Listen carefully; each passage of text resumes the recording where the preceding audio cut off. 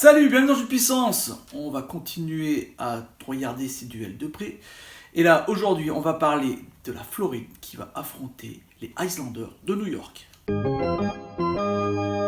Deux équipes sur lesquelles on n'avait pas vraiment les mêmes attentes. La Floride, on espérait qu'ils allaient faire vraiment un bon championnat cette saison, vu qu'ils avaient récupéré l'entraîneur Joel Kellenville, qui est un entraîneur vraiment expérimenté. Il a gagné des Coupes Stanley avec les Blackhawks de Chicago. En plus, ils avaient récupéré le gardien Sergei Bobrovsky, un super gardien qui avait gagné le Vezina. Et donc, on pensait que ça allait vraiment mieux tourner, vu qu'ils ont une super attaque. Et manque de peau, ça n'a pas été terrible. Bon, ils se battaient pour une place en wildcard, mais on attendait vraiment mieux de cette équipe de la Floride. En face, les Islanders, moi j'avoue qu'ils me laissent toujours sceptique. Je pense que cette équipe n'a pas énormément de qualité en termes de skill, mais Barry Trotz, l'entraîneur, qui lui aussi a gagné une Coupe Stanley avec Washington, arrive à vraiment créer une osmose entre ses joueurs, ce qui donne vraiment une équipe vraiment très intéressante.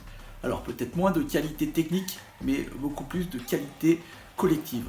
Dans tous les cas, c'est deux équipes qui sont totalement opposées. Une équipe qui peut compter vraiment sur une attaque incroyable. Donc je parle bien sûr des Panthers de la Floride, avec des Barkov, des Haula, avec des Hoffman.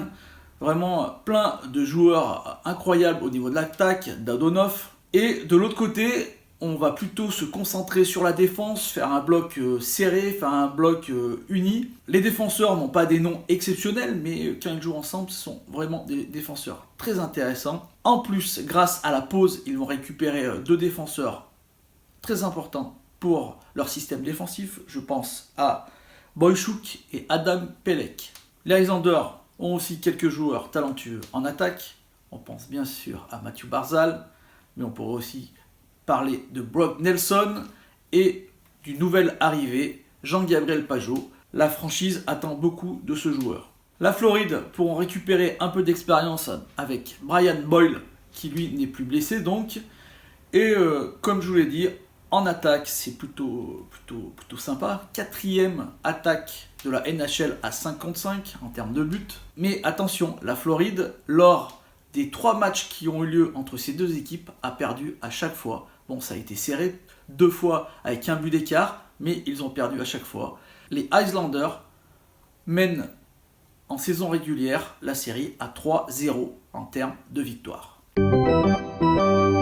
Et oui, c'est le moment du prono. Un prono, j'avoue, qui va être compliqué pour moi parce que c'est vraiment deux équipes qui sont très serrées.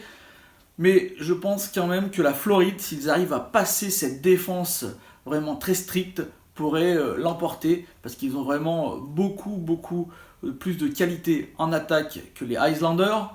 Et en plus, si Sergei Bobrovsky se réveille, ça va être compliqué pour les Islanders de marquer, vu qu'ils ont vraiment du mal pour marquer des buts justement.